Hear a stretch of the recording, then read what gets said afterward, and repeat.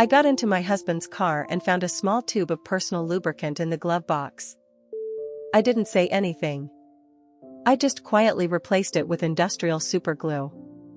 And what happened afterward was so chaotic that our neighbors ended up calling the fire department. I'm glad you're here. If you're watching this, please like and subscribe to my channel. And tell me in the comments where you're listening from. I want to see how far my revenge story has traveled. That morning, I sat at the kitchen table.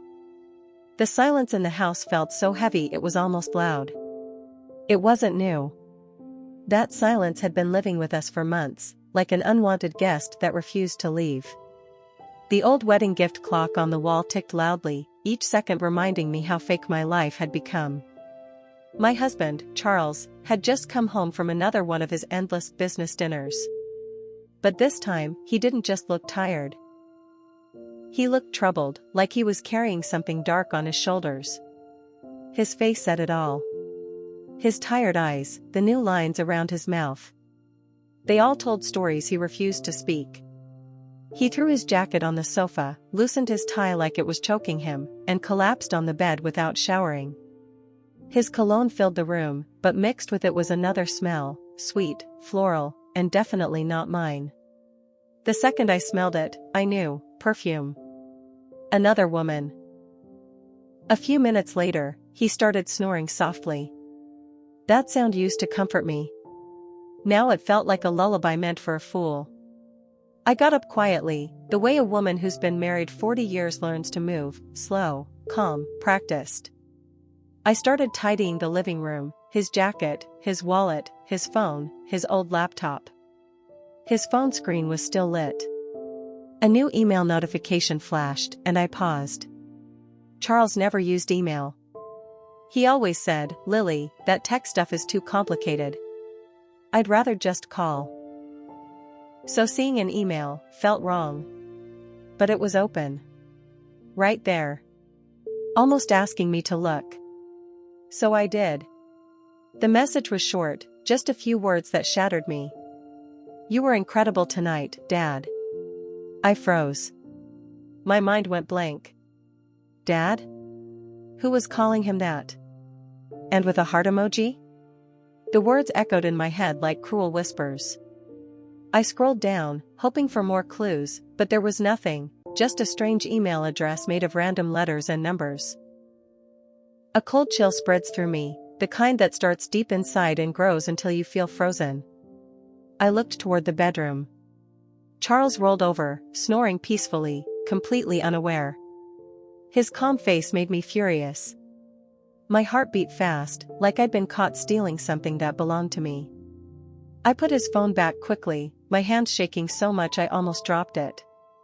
Then I kept cleaning, but now I felt stiff and robotic, like I wasn't even in my own body. When I picked up his pants to take them to the laundry, I felt a folded piece of paper in the pocket.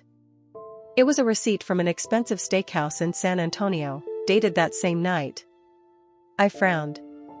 San Antonio? He told me he was in Dallas with his business partners. I let out a bitter laugh.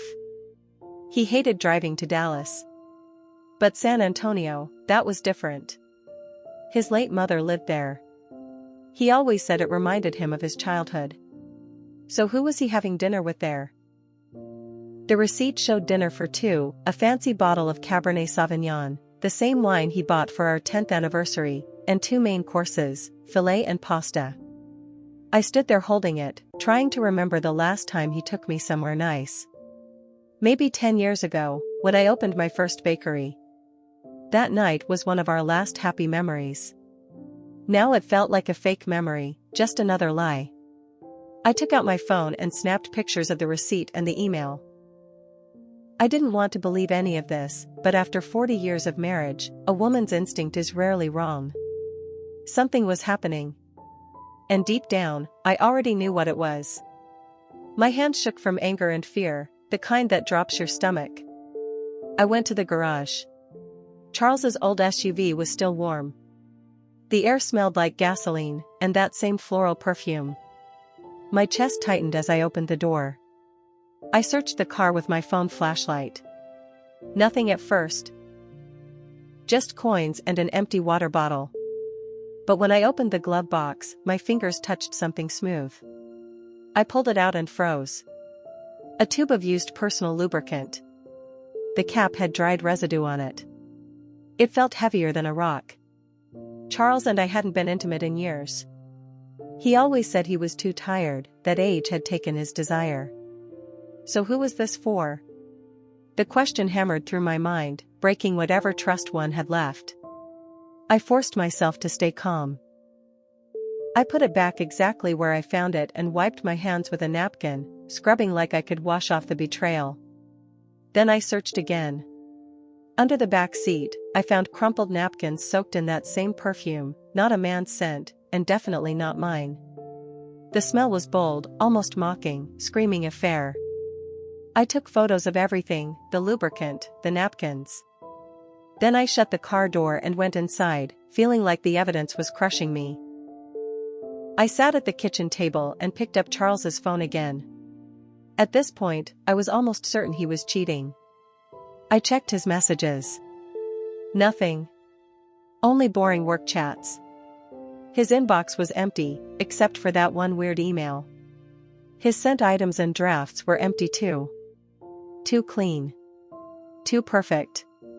Like he had deleted every trace of his secret life. A master liar, I whispered. My anger turned cold and heavy. But underneath it, something stronger grew. A need for the truth. The next morning, I was awake before sunrise. The lubricant, the receipt, the email, they all spun in my mind like poison. I made breakfast like usual, 2 fried eggs, toast, and black coffee.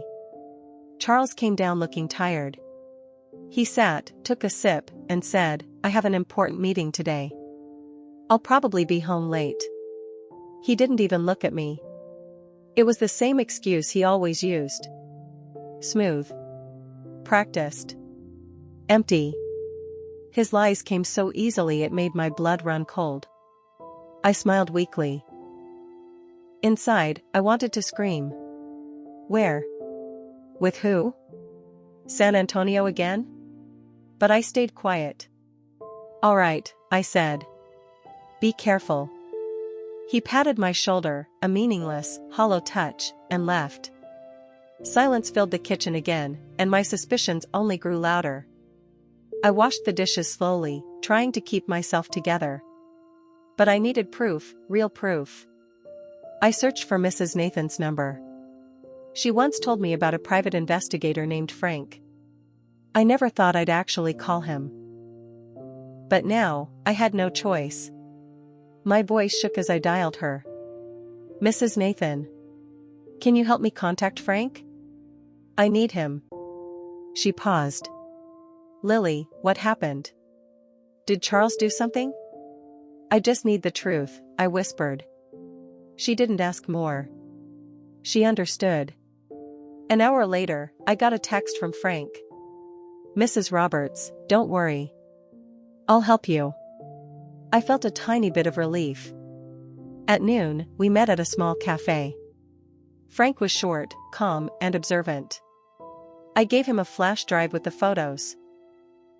The email, the receipt, the lubricant, the napkins. This is all I have. I think my husband is cheating on me, I said. The words hurt to say. He reviewed the files, took notes, and nodded. I'll start following him today. Don't worry. I thanked him and went home. 40 years of marriage, now falling apart. The man who used to be my rock was now someone I had to spy on. That night, I sat in my bakery, surrounded by the smell of bread, my safe place. My phone buzzed. A message from Frank. My heart raced. A photo loaded. Charles walks into a fancy restaurant. Holding hands with a woman. I zoomed in. My whole world stopped. It was Sophie. My daughter-in-law. She wore a tight black dress and heavy makeup. They looked like lovers. I stared at the screen, trembling. Sophie? The one I treated like a daughter? Frank sent more photos. They sat at a candlelit table. Sophie leaned toward him, smiling. Charles toasted her with a soft, tender look. A look he hadn't given me in decades. My chest ached. Later, a video arrived. I watched it with shaking hands. Sophie whispered in Charles's ear. He laughed, a laugh I didn't recognize. They left together. He opened the car door for her. I watched the video again and again, torturing myself. Charles. And Sophie. How could they do this, to me, to our family, to Jonathan?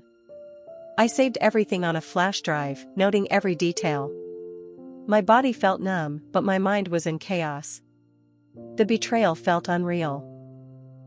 The next morning, I was at the bakery, checking orders. My phone vibrated. A message from Frank. Mrs. Roberts, I'm sending more evidence. My hand shook as I opened it. More photos appeared. Charles walked out of a law office, with Sophie beside him.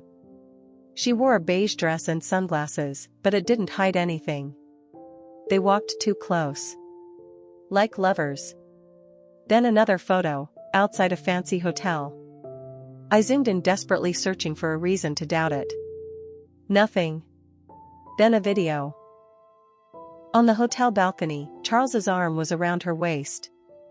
Her head rested on his shoulder. The wind moved her hair gently. And then, like a knife to my heart, they kissed. The kiss was quick, but it was real.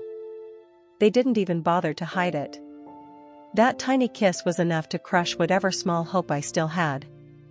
I watched the video again and again, pausing every second, letting each painful moment sink deeper into me. It felt like falling into a deep, dark hole with no way out. Then I saw Sophie slip out from behind the curtain with a bright smile, running into Charles's arms like a teenage girl in love. My legs felt weak. I sank into a chair and held onto the table so I wouldn't fall apart completely. A new message came from Mr. Frank. They also rented the room for the afternoon. Looks like they're staying overnight. I'll keep watching. I stared at the message, my throat tightening as if someone was squeezing it. Just a few hours before, Charles had texted me. Lily, I won't be home tonight. I have to meet a potential partner from out of town. Get some rest. His tone was sweet and gentle, the same tone he'd used for years. But now I knew it was all fake. A partner from out of town? He wasn't out of town. He was in a hotel room with our daughter-in-law. I grabbed my portable hard drive and started saving everything, every photo, every video. Each time I pressed save, I looked at the images again, wishing they would magically change. But they never did. In the video, Charles looked at Sophie with a soft, tender expression, the same look he used to give me 30 years ago. Back then, we were young. We thought our love would last forever. We made promises under a starry San Diego sky. But now, all I could see were lies, deep, ugly lies and betrayal. My mind drifted to family dinners, where everything looked so perfect. Sophie would always sit far from Charles, sometimes giving him annoyed looks. Jonathan even joked once. Mom, I think Sophie can't stand Dad. She avoids him like the plague. And I believed it. Now, I realized it was all an act, carefully planned and well practiced. A lie right in front of me, Jonathan, and the whole family. They were both excellent actors. I felt like the biggest fool, a blind wife betrayed by the two people I trusted most. Outside, life kept moving. People walked by, smiling, laughing, completely unaware of the storm inside me, or the betrayal happening on that hotel balcony. But Mr. Frank had captured the truth, the perfect picture of my broken reality. I texted him. Thank you. Please keep watching. I need to know everything. He replied. I will. Stay calm. That night, I went back to the house Charles and I had shared for years. But it didn't feel like home anymore. It felt cold, strange, full of ghosts and lies. I went to our bedroom, opened a drawer, and took out a thick envelope. My hands were steady even though my heart felt heavy. I printed all the pictures, Charles and Sophie at the lawyer's office, entering the hotel, standing on the balcony. I even printed screenshots from the video. I arranged them neatly, sealed the envelope, and hid it deep under old family photos. Then I picked up a picture of the four of us from Jonathan's birthday. Sophie was hugging Jonathan. Charles had his arm around me. We all looked so happy, too happy. Now, all I wanted was to tear that picture apart, to destroy their fake smiles. The next morning, just before sunrise, I heard the front door open slowly. Charles walked in, smelling like alcohol. The partner was too difficult, Lily, he slurred. I had to drink a lot. I'm dead tired. I stood in the kitchen with a glass of water in my hand, watching him pretend everything was normal, like he wasn't stabbing me in the back. Rest, I said calmly, using the same practiced wife voice I'd used for years. You have work tomorrow. He nodded, patted my shoulder meaninglessly, and dragged himself to the bedroom. Minutes later, he was snoring peacefully, as if he hadn't spent the night with our daughter-in-law. When I was sure he was asleep, my phone buzzed. It was Mr. Frank. His voice was low, almost whispering. Mrs. Roberts, I recorded their conversation in the hotel parking lot. I used special equipment. They didn't notice. I'm sending it now. My heart pounded, but I stayed calm. Thank you, Frank. Send the file. A few minutes later, the audio came in. I put on my headphones and pressed play. The first voice was Sophie's, cold, greedy, someone I didn't recognize. Dad, hurry up with that fake contract. I want to own that whole chain of stores already. I want that old hag out of the house. The words hit me like a punch. My hand tightened around the phone until it hurt. Then I heard Charles's voice, deep, confident. Don't worry about the papers. Linda doesn't know anything. Leave it to me. She trusts me too much. It felt like a knife twisting in my chest. They weren't just sleeping together. They wanted everything I built. My bakery chain, my reputation, my home. They wanted to push me out of my own life. I nearly broke down but forced myself to save the audio to the flash drive with the rest of the evidence.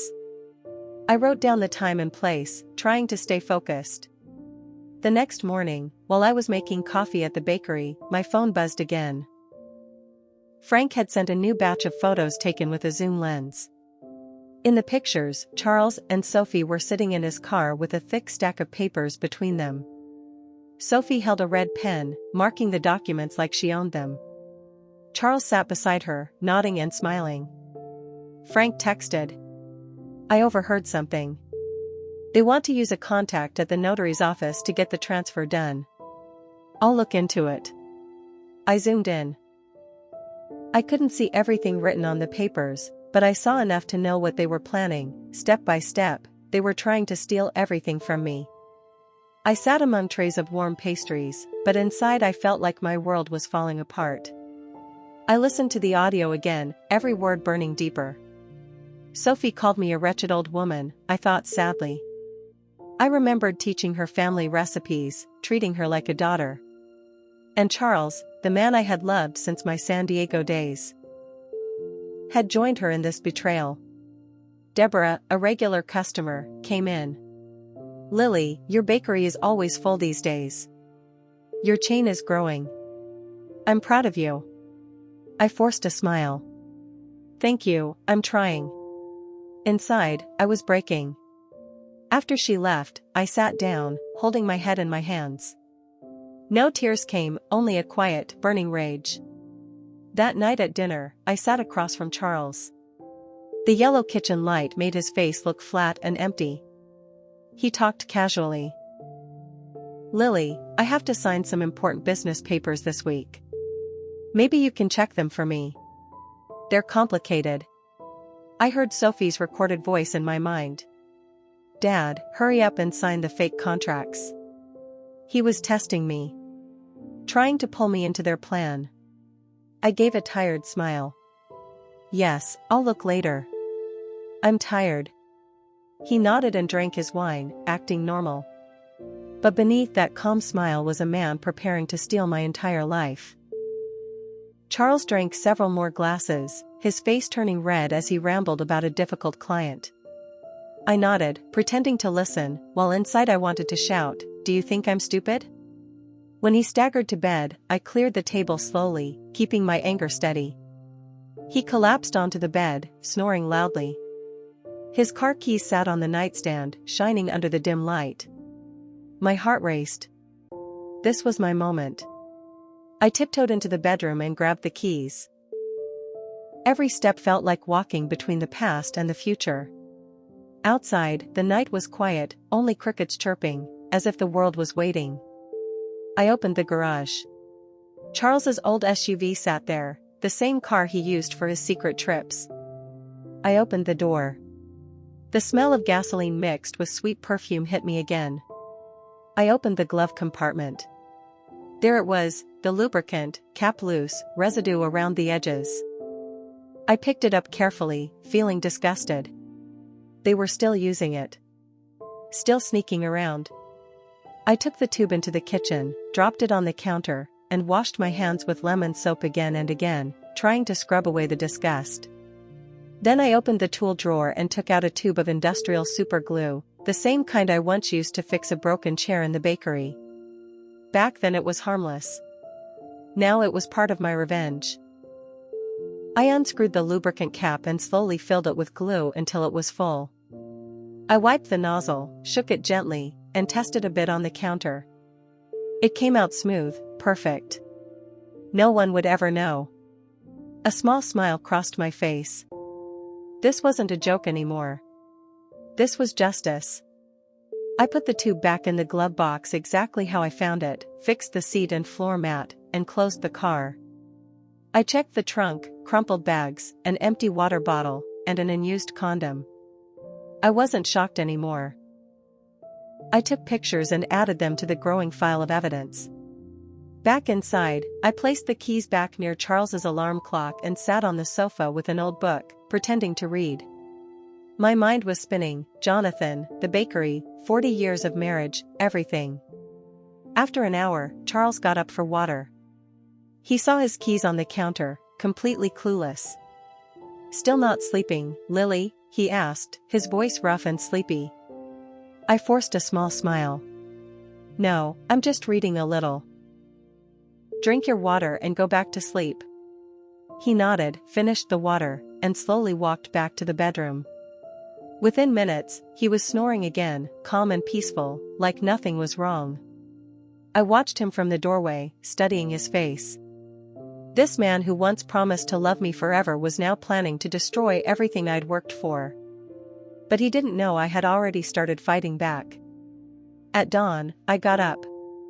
The first morning light slipped through the bakery windows. I was in my usual kitchen, kneading dough and shaping pastries for a big hotel order. Every push of my hands into the dough carried all my anger, heavy, controlled, steady. When I went home for breakfast, I made myself look calm. Charles was already awake, sipping his black coffee. I served him eggs and toast. "Charles," I said smoothly, "I have to travel to Nashville tomorrow to sign a contract with a new business partner. I'll probably come back late. Can you handle dinner?" He looked up, surprised, but not worried. What I saw in his eyes was relief. "A big contract?" he asked, holding my hand with pretend sweetness. "Don't worry. Go ahead. I'll take care of everything." That little spark in his eyes, that small smile, it told me everything. He wanted me out of the house. And I knew exactly why. I smiled like I didn't notice. "Thanks. I'll call you if I'm running late." He took another sip of coffee, stood up, and said he had to rush to the office. As he left, I saw his phone on the table. The screen lit up with a missed call. The name on it made my stomach twist, A.T. Sophie Frank. Before I could touch it, Charles rushed back in, grabbed the phone, and turned the screen off right in front of me. "Forgot it," he said with a forced smile. Then he hurried out again. I stood there, staring at the door, feeling like I'd been slapped. He wasn't even pretending anymore. That day, I worked like a robot. Delivering bread, signing invoices, smiling at customers. But my mind was only on Charles and Sophie. I couldn't let them keep playing their dirty game behind my back, or behind Jonathan's. I needed proof. I needed to hear them myself, when they thought no one could hear. That night, I pretended to be tired. I have to wake up early tomorrow to catch the bus, I told Charles. So I'm going to bed. He nodded and patted my shoulder.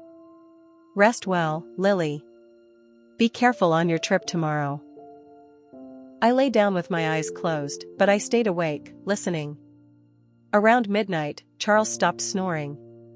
I heard him quietly get out of bed. The dim light from his phone glowed as he slipped out of the room, thinking I was asleep. I waited a moment, then got up slowly and followed him on tiptoe. I hid behind the thick living room curtain and watched him standing near the window, talking softly on the phone. Yes, of course, he whispered. Come to the house tomorrow. We don't need the hotel anymore. Linda has to travel to sign a contract, she'll be back late. Then a soft giggle came through Sophie's voice. That's great, Dad. Finally, we can relax. Charles laughed. Yeah, come early. I'll be waiting. My whole body shook behind the curtain. They weren't just cheating, they were planning to use my home, Jonathan's home, as their secret hideout. I went back to the bedroom quietly, opened a drawer, and took out Jonathan's old voice recorder. The one I bought him for his college lectures. I checked the battery, replaced it, and switched on continuous recording. I hid the recorder behind the bookshelf in our bedroom, right beside the headboard. I fixed the wire carefully and covered it with a photo frame, our family picture from Jonathan and Sophie's wedding. Looking at that picture tasted bitter. Sophie's bright smile, Charles's proud hug, all fake now. Before going back to bed, I made sure the recorder was on. I adjusted the frame perfectly to hide the wire, then lay down pretending to sleep. Charles came in a few minutes later, flopped on the bed, and started snoring like nothing had happened. But I stayed awake, staring into the darkness. I reached for the clock and set the alarm earlier than normal. My eyes were open, not because I couldn't sleep, but because I was ready. I woke up at 5, when it was still dark outside. Only the streetlights shined through the curtains. The house was quiet except for Charles's snoring. In the kitchen, I held a cup of cold coffee and stared at the skillet of oil waiting on the stove. This was the final step, a small smoke trap, just enough to expose the truth. I tied a thin string to the stove's igniter and ran it to the window, attaching the other end to an old heavy coffee can. From a distance, I could pull the string, light the stove, and the oil would give off thick black smoke. Enough to bring everyone running. I cracked the kitchen window open so the smoke could escape, tested it once, saw the smoke twist up fast, then turned it off. I checked everything again, making sure nothing looked suspicious. Then I put on my jacket, grabbed my big purse, and pretended to leave for my trip. Before going, I walked into the bedroom and gently woke Charles. I'm going to the bus station now, I said softly. I'll sign the contract and probably return late tonight. He opened his eyes halfway. All right. Be careful, Lily. Call if you need anything. Then he rolled over and buried his face in the pillow. I looked at him one last time, the man I once loved, lying there peacefully, not knowing what was coming. My heart felt heavy, but my steps were steady. Instead of going to the station, I crossed the street to Deborah's house. She was my neighbor and good friend. When she saw me, she looked worried. Lily, what are you doing so early? Is everything okay? I gave a small smile. Deborah, can I stay here for a few hours? I just need to watch my house. She frowned but didn't question me. She handed me a hot cup of coffee and pulled up a chair near the window. From there, I could see my front door, the same door Charles and Sophie would walk through, where the truth would finally come out. Around 10 a.m., a taxi stopped at my house. Sophie stepped out wearing a light floral dress and sunglasses, trying to hide. Charles rushed outside, looked around nervously, then pulled her inside. My hands tightened around my coffee cup.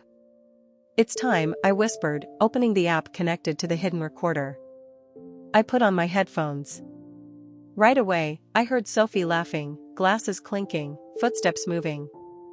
Then Charles's confident voice said, "We don't need to hide in hotels anymore." Sophie giggled. "You really know how to pick your moments. The old hag's gone, right?" I bit my lip, fighting the urge to scream. Hearing her call me the old hag made my blood boil. Then the bed started creaking and more sounds I didn't want to hear. I closed my eyes, took a deep breath, and told myself, "Just a little longer, Lily. Just a little longer." A few minutes later, Sophie suddenly shouted, "What the hell is this? We're stuck." Her voice shook with fear. Charles snapped, "Be quiet. Let me check." That was my moment. I smiled coldly and pressed the button on my phone to activate the smoke trap. The string tightened, the stove clicked, and the oil caught fire. Black smoke poured out of the kitchen window like a warning signal. Deborah gasped. "Lily, your house is on fire." I pretended to be shocked, clutching my chest. Outside, neighbors ran out, yelling, "Lily's house is on fire. Call the fire department." Mr. Nathan grabbed his phone and called for help. I stayed seated, gripping my coffee cup, watching everything. It was all happening exactly as I planned. Through the headphones, I heard Sophie screaming, "Charles, help me. I can't move." Charles yelled back, "Stop yelling. I'm trying." But I knew they couldn't move. The industrial glue I used was already doing its job, sticking them together at the worst possible moment. I pictured them struggling, panicking, and honestly, a part of me felt satisfied. Not because I was cruel, but because they pushed me to this point. They tried to take everything from me, my bakery, my home, my dignity. Now it was their turn. Smoke kept rising, thicker and darker. Neighbors gathered, shouting, "What's going on? Where's Lily? I heard she traveled." Deborah stood beside me, her eyes serious. She squeezed my hand gently. She knew something, but said nothing.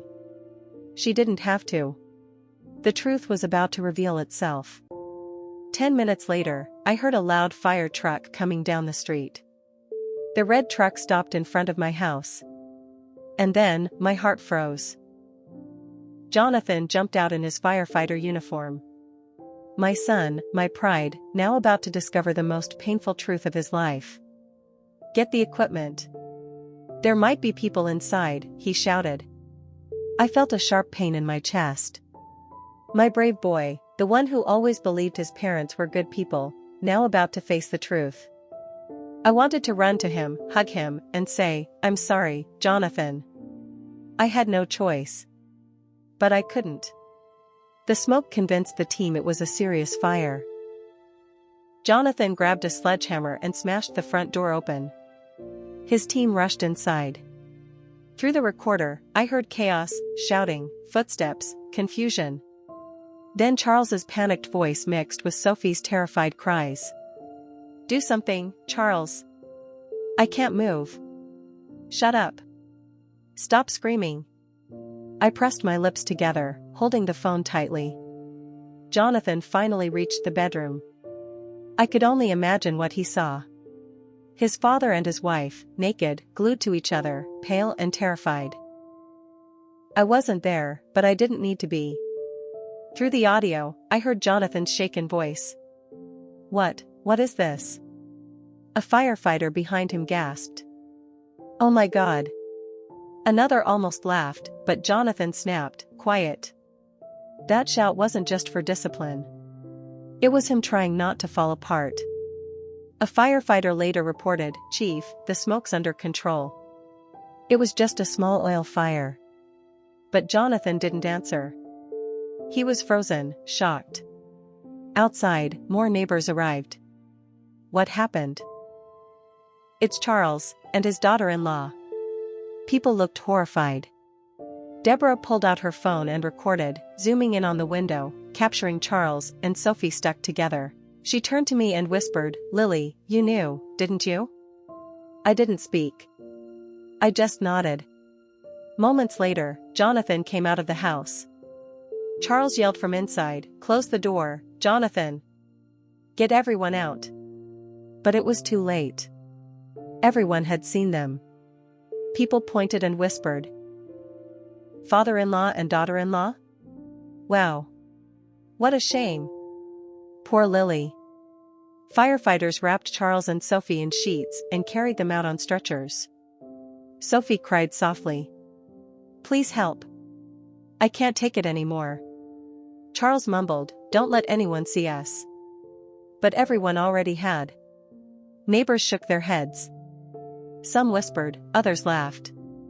As the ambulance left, the street buzzed with shock. I stood among the crowd, pretending to be surprised too, like I had just arrived. Jonathan stood alone in the yard, pale, broken. His teammates avoided his eyes, quietly packing their tools. He wasn't just shocked. He was betrayed by his father and his wife. I wanted to hug him, but I held back. I followed Deborah to the hospital. We waited in the hallway for hours. I kept the look of a worried wife, someone who'd just heard her house caught fire. Hours later, the doctor finally walked out, sweaty and tired. "Mrs. Roberts," the doctor said softly, "we've managed to separate them. Luckily, there are no serious injuries. They only need some skin ointment." I nodded slowly, pretending to be relieved. But my hand brushed against my purse, where I had hidden 2 tubes of thick mustard I prepared earlier. "Thank you, doctor," I whispered, acting like I was holding back tears. "Can I see them?" He nodded and walked me to the nurse's station. A young, gentle nurse handed me 2 tubes of ointment. "Ma'am," she said kindly, "this must be really hard for you. I'm so sorry." I gave her a weak smile, and the moment she turned around, I quietly swapped the tubes for the mustard. My hands moved fast and sure, like I'd practiced it many times. Then, holding the mustard tubes, I walked into their hospital room with a fake look of concern. "Charles? Sophie? Are you okay?" I asked. Sophie sat up, her hair messy, her eyes red and swollen. She couldn't even look at me. Charles, pale and shaking, stuttered, "Lily. I can explain."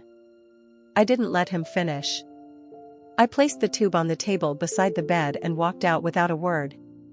A few minutes later, a loud scream exploded down the hallway. Sophie cried, "It burns. My skin is on fire." Charles groaned in pain, shouting, "What is this? Who did this?"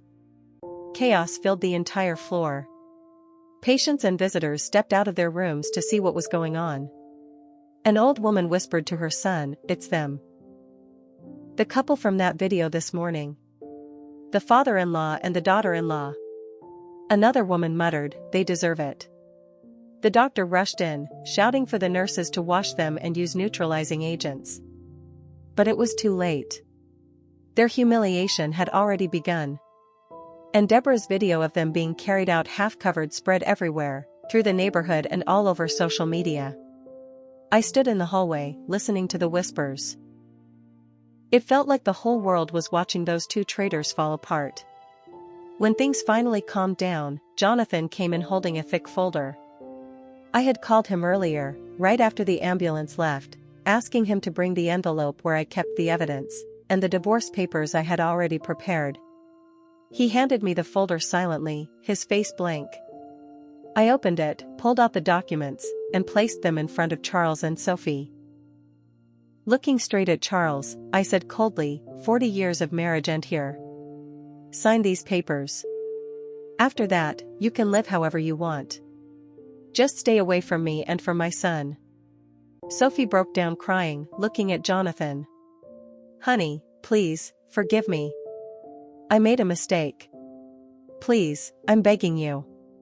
But Jonathan only stared at her with empty eyes, then he turned and walked out without a word. Charles reached for my hand, trembling. Lily, please, listen to me. I didn't want this. I pulled my hand away sharply. Don't say another word, Charles. You made your choice. Lily, please, he shouted desperately. Before he could continue, a nurse stepped in. Sir, please keep your voice down. This is a hospital. I turned and walked out without looking back. In the hallway, I found Jonathan leaning against the wall, his head buried in his hands. I walked to him and gently touched his shoulder. He didn't lift his head. Mom, he whispered, voice breaking. Why did it have to be Dad? Why her? I couldn't answer. I just hugged him tightly, feeling his pain mix with mine. Charles and Sophie had lost everything, their pride, their marriage, their little plan. But Jonathan and we had lost something too. Our family. All I could hope for was that time would help us heal. A few weeks after the scandal, my bakery grew busier than ever. The little bell on the door kept ringing. Customers came and went, smiling and praising me. Lily, you are such a strong woman, Deborah said one morning, holding a bag of fresh flan. The whole neighborhood is proud of you, the way you stood up for yourself and for your bakery. I smiled and thanked her. Everyone saw me as strong, but I knew my strength came from the broken pieces inside me. Every time I looked at the oven I had worked with for 40 years, I remembered Charles and Sophie, how they tried to destroy everything I built, and how they failed. Because I was still here. Still standing. Still baking. Still with Jonathan. Still building a new life. Jonathan moved in with me right after that day. He didn't talk much about what happened, but I could see he had changed. He wasn't the cheerful, always smiling Jonathan I knew. His eyes carried a quiet sadness. Mom, I want to stay here for a while, he said that first night, suitcase in hand. I'll help with the bakery. Talk to customers, handle deliveries, whatever you need. I hugged him, feeling the warmth of my little boy again, and simply nodded. We both needed time. Every morning, we opened the bakery together. I prepared the oven and trays. Jonathan checked invoices and called hotels. Mom, he said one morning, the Grand Hotel wants to increase their pastry order. All right, I said. Confirm it. I'll start the dough. Those small routines brought me a peace I hadn't felt in years. No more fake smiles from Charles. No more sweet lies from Sophie. Just Jonathan and me, holding on to what we had left. Dinner was always quiet, just the two of us. Rice and beans. Chicken. Sometimes just bread and coffee. One evening, Jonathan gave me a small smile, the first one I'd seen since everything happened. Mom, can you make me some flan this weekend? I smiled back. Only if you help me stir the caramel. He laughed softly and nodded. That little moment felt like healing. Slowly, we were getting better. I also started making time for myself. Something I hadn't done in 40 years. I joined a cooking club at the community center. Women my age shared recipes, stories, laughter. Lily, you make the best flan in town, one of them said. I smiled. Just a trick I learned back in San Diego. I started going to church again. I'd sit quietly, letting the colored light from the stained glass rest on my face. And I prayed, not for Charles or Sophie, but for Jonathan, and for myself. I prayed for strength, peace, and a reason to keep going. Some afternoons, I walked with Deborah around the town square. She always had neighborhood gossip ready. You know, Lily, she said one day, everyone is still talking about Charles and Sophie. But they all say you're the one who won. I just smiled gently. Won? Maybe. But the price was losing my family. Still. Jonathan slowly opened up again. He wasn't so quiet anymore. Mom, he said one night, we put out a fire at the market yesterday. It was terrible, but thank God no one got hurt. I listened proudly. Please be careful, I whispered. You're all I have left. Jonathan looked at me softly. Don't worry, Mom. I'll never leave you alone. Those words felt like medicine. They reminded me that even after losing so much, I still had my son. And that was enough. One sunny afternoon, the bakery was full of customers. The smell of fresh bread filled the room. I sat by the register, watching people come and go, the little bell ringing. I looked at the trays of flan and pastries and thought about my journey, how I built this bakery from scratch, from a young girl in San Diego to the woman I am now. Charles and Sophie tried to take everything from me. But they failed. I still had my bakery. I still had Jonathan. And most importantly, I still had myself. Did you enjoy my story?